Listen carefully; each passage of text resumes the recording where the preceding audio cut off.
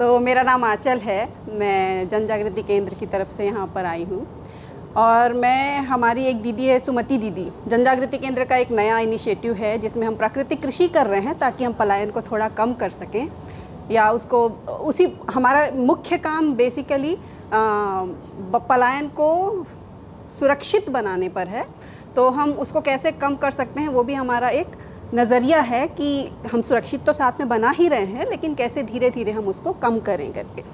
तो उसी प्रक्रिया में हमने प्राकृतिक कृषि को भी लिया है ताकि जो छोटे किसान हैं और जो हमारे साथी हैं दलित साथी जिनके पास ज़मीनें नहीं हैं उनके लिए भी हम कुछ नए प्रक्रियाएं जोड़ रहे हैं।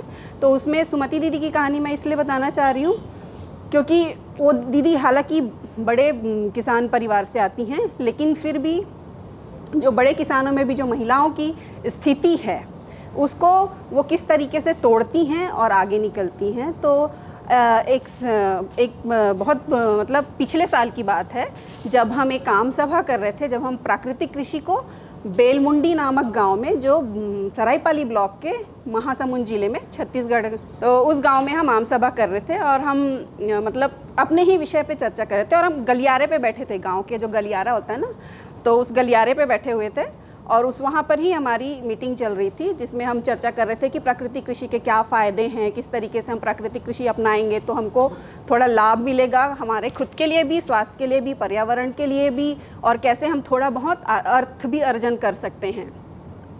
तो इसी कड़ी में जब हम बातचीत कर रहे थे तो कुछ समस्याएं भी निकल के सामने आई। जैसे हमारे गाँव में कोविड के बाद से मवेशी कम हो गए थे, मतलब गाय कम हो गए थे। तो उस गांव में सिर्फ 3 परिवार ऐसे थे जिनके पास गाय थे और बाकी जातियों ने अपने गाय छोड़ दिए थे क्योंकि वो कोविड में उनको चारा वगैरह नहीं खिला पा रहे थे इसलिए।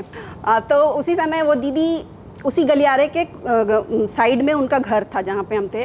वो दीदी दरवाजे पे बैठी हुई थी और ये सारी चीज़ें सुन रही थी और हमने ये चीज़ ध्यान नहीं दिया था कि वो सुन रही हैं हमारी बातें करके। हमारी बातचीत हुई, समस्या को कैसे निपटाएंगे और ये सारी चीज़ें करने के बाद हम अपने अपने घरों की ओर चल दिए।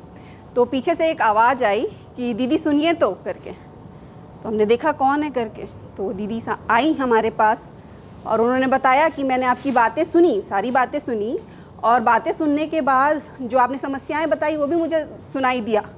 तो मैं आपके सामने एक प्रस्ताव रखना चाहती हूँ कि मेरे पास गाय हैं तो मैं आपको लिए जो तैयार करना है खाद और कीटनाशक वगैरह उसके लिए गोबर और गौमूत्र दे सकती हूँ, पर साथ में मैं उस पद्धति को सीखना भी चाहूँगी ताकि मैं अपने घर के लिए या खेत के लिए कर सकूँ। हमारे लिए तो बहुत राहत की बात थी ये।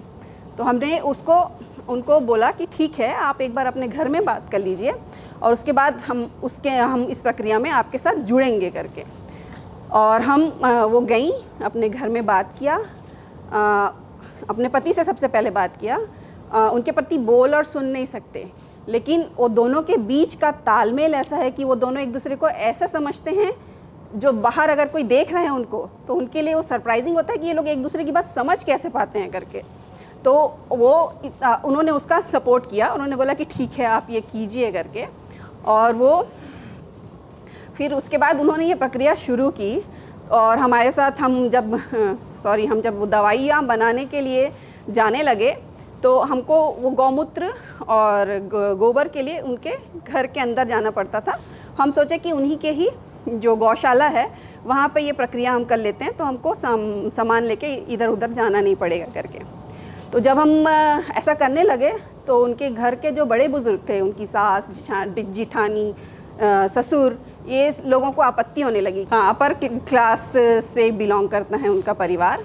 तो उनको आपत्ति होने लगी कि ये हमारे मेन डोर से आते हैं और अंदर जाते हैं करके, तो तुमको ये काम नहीं करना है और तुम घर के कामों में भी टाइम नहीं दे पा रही हो करके। जबकि ऐसा सच नहीं था कि वो घर के कामों में टाइम नहीं दे पा रही थी करके। फिर हम सारे लोगों ने बैठ के चर्चा की और फिर उसका एक तोड़ निकाला कि एक रणनीति बनाई, मतलब कि कैसे इस चीज़ को किया जा सके, क्योंकि हमको तो उन चीज़ों की ज़रूरत है और वो जो चीज़ें हैं वो हमको और कहीं से मिल नहीं पाएंगी करके।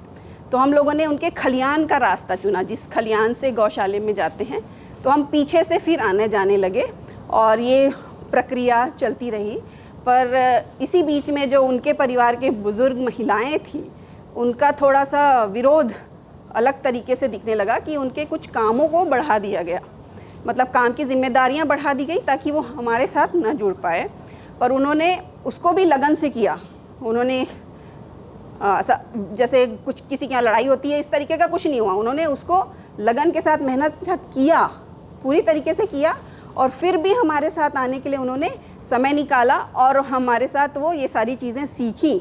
और सीखने के बाद वो आधा एकड़ ज़मीन जो उनके हिस्से में आती थी, जिसमें वो खेती करते थे अपने लिए, उसमें से आधा एकड़ ज़मीन में उन्होंने धान की खेती की और उनके जो खलियान था उसमें किचन गार्डन भी लगाया, और ये साथ में खाद और दवाइयाँ, कीटनाशक वगैरह भी उन्होंने तैयार किया। तो ये पूरी जो प्रक्रिया चली उसमें उनको सब्जियां बेचने से कुछ लाभ हुआ। पूरे साल भर उस परिवार ने उसी बगीचे से सब्जियां खाई, जिसको अगर हम आर्थिक रूप से अगर देखना चाहें तो हम उसको जैसे कैलकुलेट करते हैं कि अगर एक दिन में हम 100 रुपये की सब्ज़ी खाते हैं, तो अगर हमने 300 दिन उस बगीचे से सब्ज़ी खाई है तो 3000 रुपये का कंट्रीब्यूशन हम एक महीने में देखते हैं। और उसी तरीके से उन्होंने खाद और ये सारी चीज़ें बेची, जो एक बहुत ही नॉमिनल प्राइस में बेची, क्योंकि जिस समुदाय के साथ हम काम करते हैं वो बहुत ज़्यादा अमीर नहीं हैं। तो 5 रुपये किलो में गोबर, 10 रुपये लीटर में गौमूत्र बेचा, और खाद बना के बेचा वो 10 रुपये लीटर के बॉटल में बेचा। तो उस हिसाब से उन्होंने 5000 कुछ का एक साल में लाभ कमाया था। और जो धान की फसल हुई थी वो इतनी अच्छी हुई थी कि आसपास के जितने भी उनके उस ज़मीन के आसपास में जितने भी दूसरे लोगों की ज़मीनें थी, उन्होंने भी बोला कि वो भी इस प्रक्रिया से जुड़ना चाहते हैं और हमारे मतलब इस पद्धति को अपनाना चाहते हैं करके। और आज वो दीदी इस तरीके की दवाइयाँ बना रही है और उसको बेच रही है और दूसरे महिला साथियों को सिखा भी रही हैं। तो मतलब इतने लंबे संघर्ष के साथ, और उनके घर के लोग भी बाद में जो ये आर्थिक लाभ हुआ उसकी वजह से उनको भी लगा कि अरे हम तो ये इसको फेंक देते थे, ये इससे भी पैसे कमा रही है तो क्यों हम इसका विरोध करें करके। तो उनकी सास और उनके घर के जो बड़े बुजुर्ग थे उन्होंने भी धीरे धीरे इसे अपनाया। और उनके सास और जिठानियों का ये कहना भी था कि जो तुम सब्ज़ी उगा रही हो उसका जो स्वाद है वो ऐसा है जैसे कि हम पहले खाया करते थे, जो आज बाज़ार की सब्जियों में जो नहीं मिलता है हमको। तो इस तरीके से उसको अब प्रोत्साहन मिला है और वो इस काम को पूरे लगन के साथ कर रही है।